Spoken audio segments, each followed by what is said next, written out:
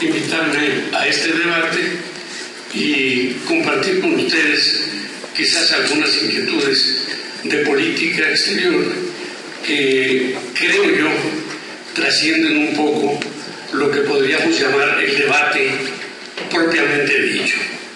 Yo creo que efectivamente el capítulo de política exterior, a pesar de la crisis mundial, a pesar de casi la quiebra de algunos países de Europa, pues pasó de alguna forma como un debate casi secundario.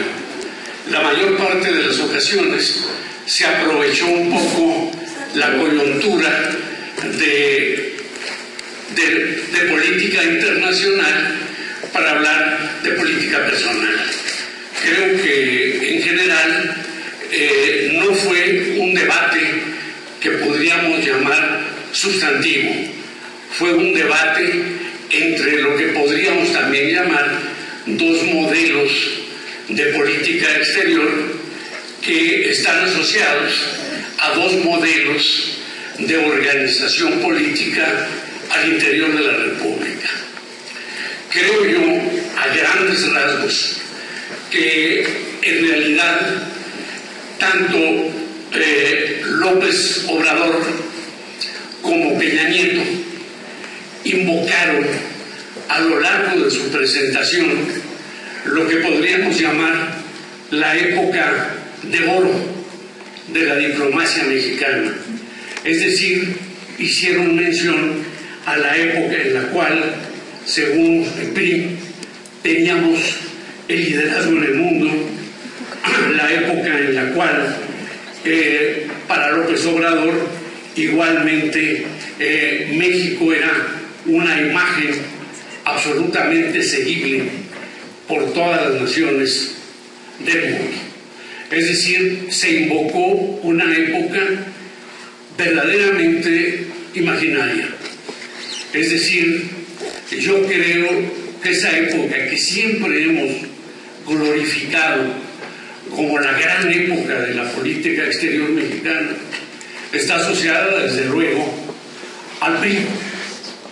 Es decir, el PRI fue desde luego un aparato autoritario donde la política fundamental era una política de Estado. ¿Por qué? Porque efectivamente el jefe de Estado podía a partir de su puesto político ejercer lo que en algún trabajo llamamos un pragmatismo de Estado. Es decir, había una diplomacia única, obedecible, una diplomacia exaltable, una diplomacia que, a pesar de que anduviéramos allá por Caparroso festejando a los viejos familiares de López Portillo, pues hablaba de una política exterior notable, extraordinaria. La misma señora López Portillo era un modelo de estadista en política exterior. Era verdaderamente difícil en aquel tiempo, como me pasó a mí, estar unos años del otro lado y ver esto. Se hablaba de México como una potencia que en el mundo tenía lo que se llamaba una pisada fuerte. Es decir, era una potencia emergente que pisaba fuerte y que imponía sus puntos de vista. Me tocó vivir algunos años en Estados Unidos y darme cuenta de que pues nunca escuché nada de la pisada fuerte. Es decir, realmente el problema fue siempre que las celebraciones de esa política exterior, que era el candil de la calle y todo lo demás, eran fundamentalmente construcciones para consumo interno, no para consumo exterior. Es decir, creo que aún esa época quedó un poco atrás en tanto que, vuelvo a insistir, yo creo que si no la asociamos a un autoritarismo estatal y a la figura presidencial fuerte, pues no la encontraremos nunca, y menos la encontraremos en el mundo. A la inversa, los que propusieron que la política exterior debería cambiar, que fueron justamente Josefina y el señor Quadri, pues dijeron no, lo que tenemos que hacer, y esto es algo que venimos repitiendo continuamente desde 1993, dijeron tenemos que aprovechar la cercanía con los Estados Unidos. Tenemos que darnos cuenta de que los Estados Unidos son, sin duda alguna, el mayor mercado del mundo, que tenemos que, en un momento dado, entrar y, insertarnos en ese mercado de una manera exitosa, y desde luego nadie mencionó el asunto de la tuna, el asunto del transporte en el sur de los Estados Unidos, etc. Es decir, nunca nos dimos cuenta de que la mayor parte de los tratados, que para ellos no son tratados, son agreements, no resultan en un momento dado políticas de Estado para ellos. Son, y creo yo aquí, otro tipo ya de diplomacia. Creo que en realidad estamos entrando, más que a la diplomacia de Estado, a la diplomacia de mercado. Es un término que yo utilizo, a pesar de que varias gentes señalan que es impreciso. Para mí no lo es tanto, pero lo que importa es que aquí se hablaba Quadri hablaba de crear mecanismos culturales que por todas partes anduvieran en México. Se mencionó un instituto, Octavio Paz, no sé por qué Octavio Paz, podría haber sido cualquier otra gente, pero bueno, lo cierto es que Octavio Paz quedaba como un personaje que iría a llevar la cultura a todas partes.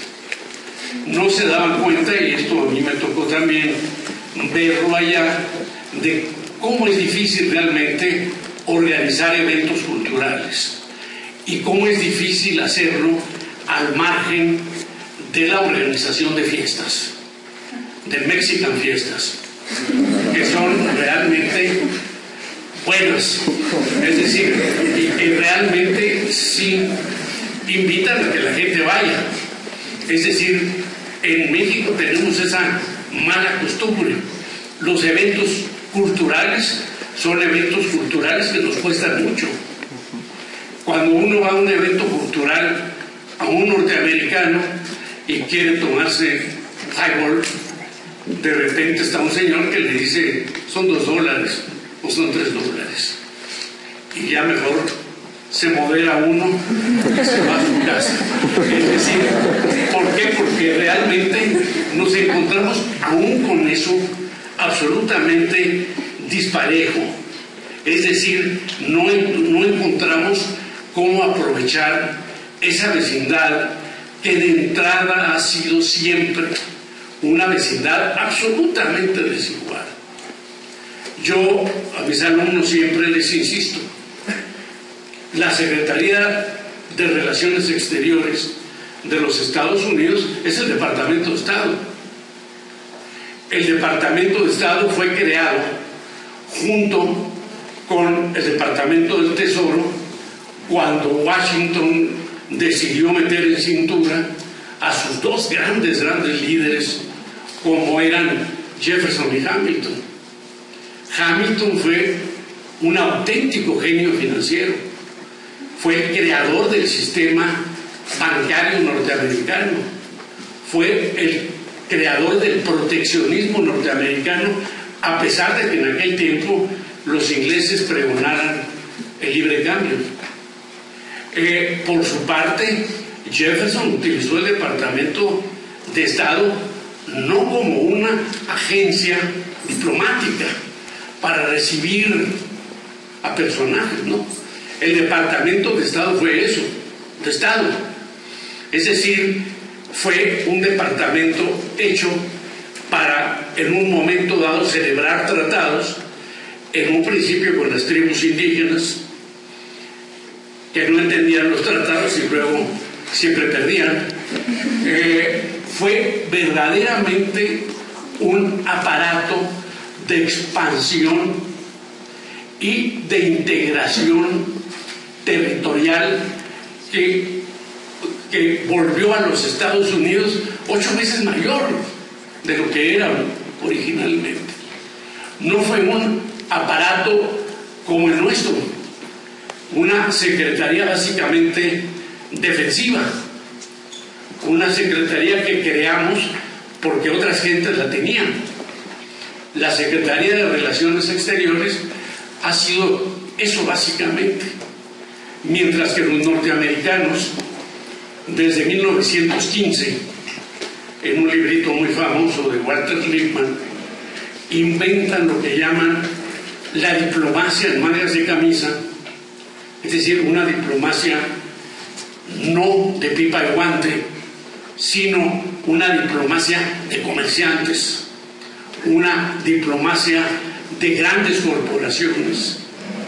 Nosotros, por el contrario, nosotros seguimos siempre con nuestra diplomacia cortesana, que ha sido invariablemente la de mandar poetas, la de enviar políticos un poquito tronados, o gente bien, gente que luzca.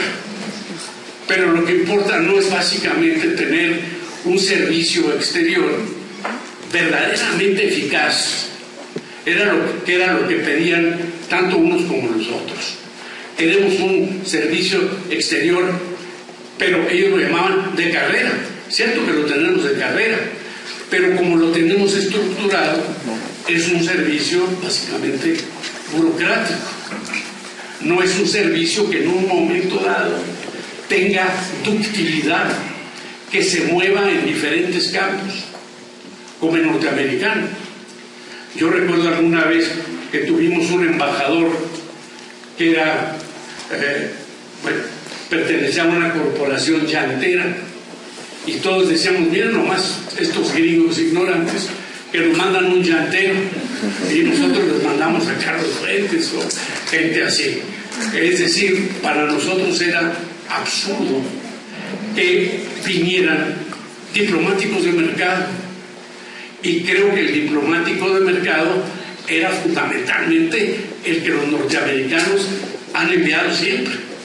Hay por ahí un libro que se llama Los Diplomáticos, donde aparecen los que son automáticos, los que son verdaderamente los diplomáticos. No se trata de gentes que en un momento dado hayan escrito muchos libros.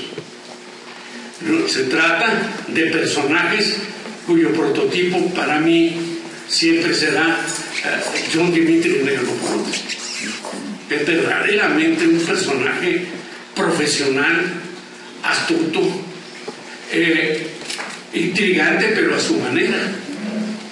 Entonces nos encontramos con eso, de que la globalización ha significado que el viejo Estado-Nación, el que se creó en el siglo XVII, a raíz de la creación de un mercado-nación, y que de alguna forma ensamblaba con el Estado-Nación, ha ido desplazándose.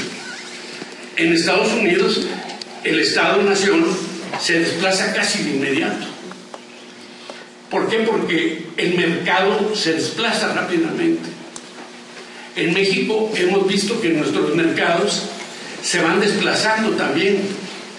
Hay por ahí muchos libros de un realismo duro norteamericano que dicen, en realidad, la soberanía como categoría completa es un fantasma.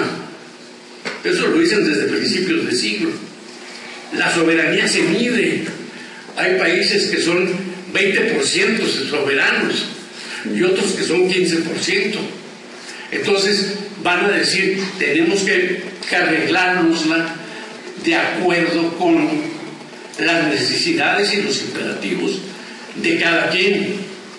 Yo en lo particular estoy planteando un problema real, un problema en el cual el mercado nuestro se ha desplazado, pero el Estado sigue sin poderlo seguir, sigue sin poderlo en un momento dado encuadrar.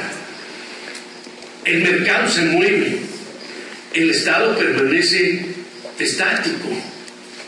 Lo que proponía López Obrador, de que vamos a crear educación, vamos a crear un 100% de universidades que admitan a todo el mundo. Vamos a crear 6 millones de empleos, decía él, como lo hizo Franklin Delano Roosevelt en 4 meses. Y obviamente que también en esto todas las cifras de López Obrador eran de un optimismo bárbaro. Es decir, Franklin Delano Roosevelt nunca creó 16 millones de empleos en 4 meses. Hubiera sido imposible. Entre 1933 y 1939 se crearon quizás esa cantidad de empleos, pero de una manera fluctuante. Lo que resolvió la gran crisis norteamericana fue la guerra mundial, la Segunda Guerra Mundial. Esa fue la solución. Pero no son soluciones para nosotros, pero son soluciones para que nos pongamos a pensar. Creo yo que eso es lo que tenemos que hacer, pensar ya no en términos de la edad de oro que se nos fue, a pesar de que nunca estuvo, y de la edad de oro que a lo mejor ya viene y que a lo mejor nunca vendrá. Bueno, gracias.